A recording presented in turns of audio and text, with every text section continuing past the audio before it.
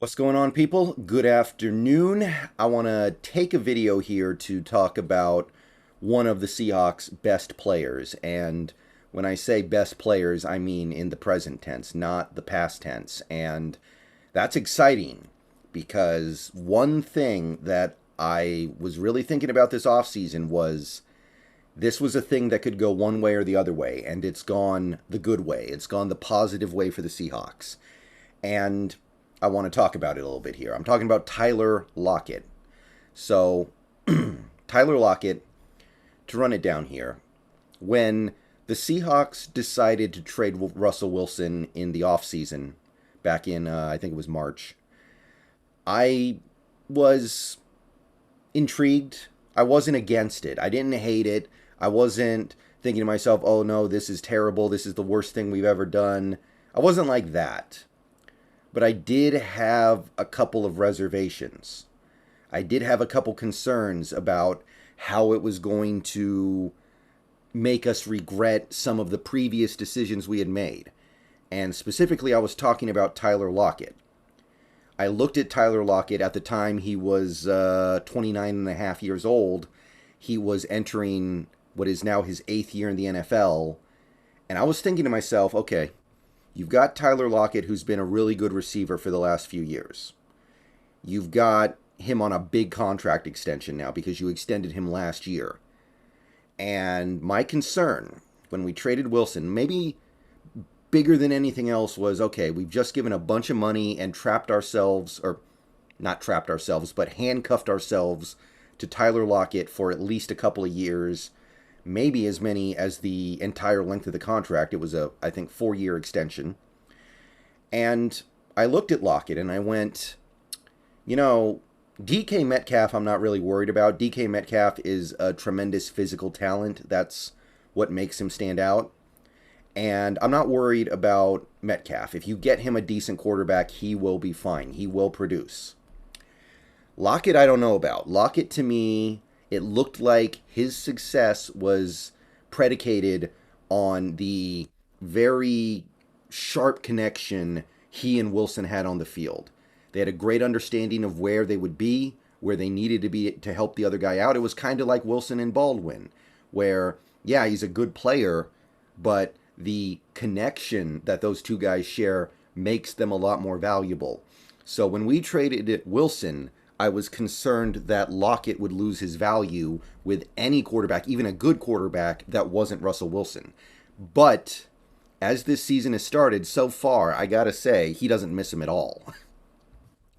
So just to quickly take a look at it, I'm sure you guys are roughly familiar with the stats, but Lockett is on pace for over 100 catches, over 1,200 yards, and his catch rate is right up close to 80%.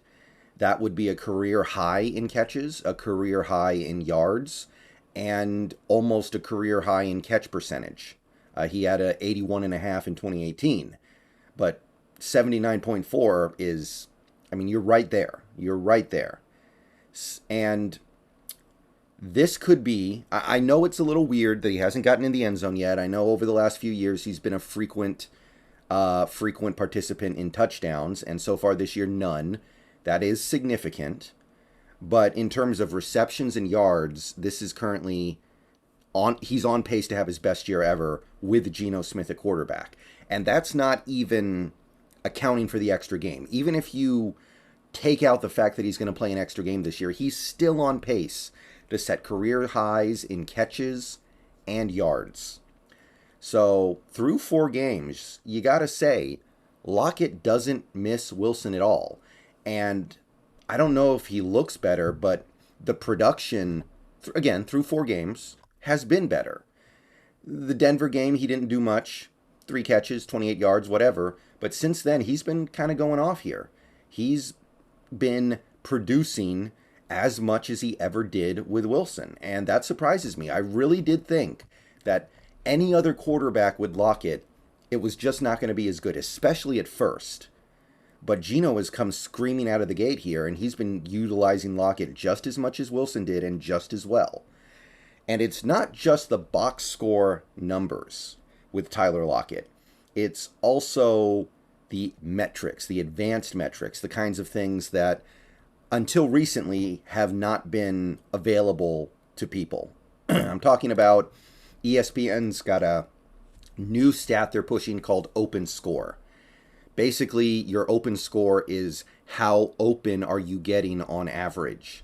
How much distance are you putting between you and the defense when you're running routes? Tyler Lockett is number 1. No receiver in the league right now is doing a better job getting open than Tyler Lockett.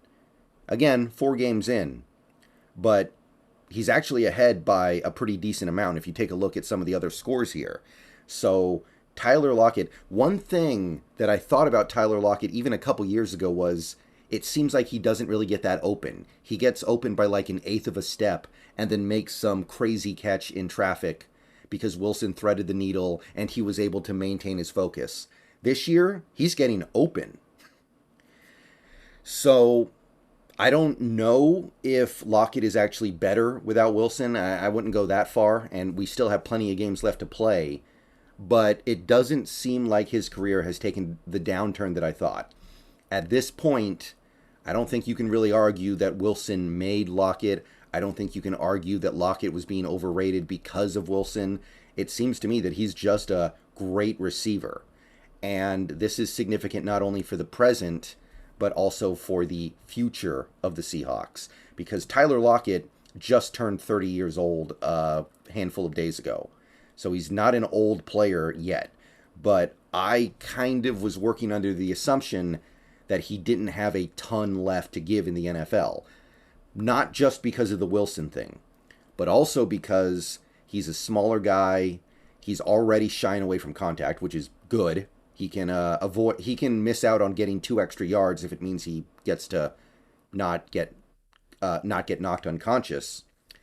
But I was looking at him. I was looking at some of the injuries that he's already sustained in the NFL. I was like, I don't see this guy aging super well. Now, some of my concerns about Lockett's ability to age well still stand. But the fact that he's still producing at this high level after turning 30, it's starting to become very believable that this is a guy who can continue to excel even into his mid-30s. We got pretty unlucky with the Doug Baldwin stuff, where he was becoming a great receiver, but then he had I think it was a groin injury, and basically within a year and a half, it was just kaput. He had to straight up retire. He couldn't even linger around as a role player. No, he just had to retire after 2018. And I kind of thought Lockett might be following a similar trajectory, but maybe not. And if you take a look at Lockett's contract, that's huge. All right, next year when he turns 31, cap hits $16.75 million. 2024, the cap hit goes up to $24 million. And the dead cap hits for these 2 years, not easy to get out of. Almost impossible in 2023, and still painful in 2024. Even 2025, we're talking about a $24 million cap hit, $7 million dead. Okay, $7 million, we can work with that all day, but it's still not desirable. You'd prefer the guy to be good enough to keep around. And I know 17 million and 24 million sounds like a lot, but the cap is going this way, guys. It's not that much. It's not, especially by the time we get there. Think about it this way. Lockett is currently 20th in the league in average annual value on his contract for wide receivers. That's right now. Is Lockett a top 20 receiver in the NFL right now? Looks like it. His production is certainly top 20. This tells me he's easily top 20 if he's really the best in the league at getting open. So what happens when new wide receivers sign new contracts and start making more money than Lockett? And this 20th in the league number starts going up to like 25 or 30th. And there are genuinely 30 receivers in the NFL making more money per year on their contracts than Lockett. It's going to start looking pretty good if he can continue to keep this up, right? Because to me, what we're seeing from Lockett this year, he's kind of pushing off that father time thing that I was worried was going to hit him soon. Because, again, a couple years ago, I was looking at Lockett and I was thinking to myself, he doesn't really get open. He's just getting this tiny little sliver of space and making crazy catches with it. As soon as he loses a tiny bit more, he's not going to be able to get open. That's why I was very hesitant to want to extend him a couple last year. And when we gave him the extension, while I ultimately decided it was probably a good idea, I wasn't completely convinced it was.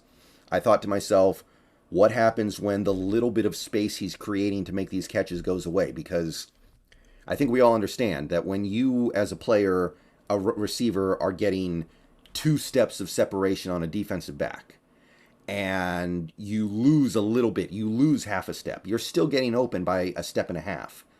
But if you're only getting open by half a step, and then you lose half a step, you've got nothing. But the Waldron offense is helping, I think. But Lockett himself, you also have to give him credit. He is getting open in a way that I don't remember him getting open in previous years. So that tells me he's got many years left of productivity to go. And that makes decisions we're going to have to make in the future concerning Lockett much easier, because he'll easily be worth the cap hit. So Tyler Lockett defying my expectations a little bit, thriving through 4 games with no Wilson, thriving with Geno Smith. It's not like he went to Aaron Rodgers. It's not like he went to Pat Mahomes. No, it's Geno Smith. And starting to make me believe that this could be a career Seahawk, a guy who sticks around his whole career and continues to be productive. He's still got his good hands. He's always had good hands. I think he had 1 year where he dropped 8 passes. Other than that, it's clean. Still great fundamental understanding of running routes. Just great player. A lot of cool stuff. And I just wanted to go ahead and praise him for a little bit here, because I didn't know if we were going to be getting this. In fact, I kind of thought we wouldn't. All right, see you guys later. Go Hawks.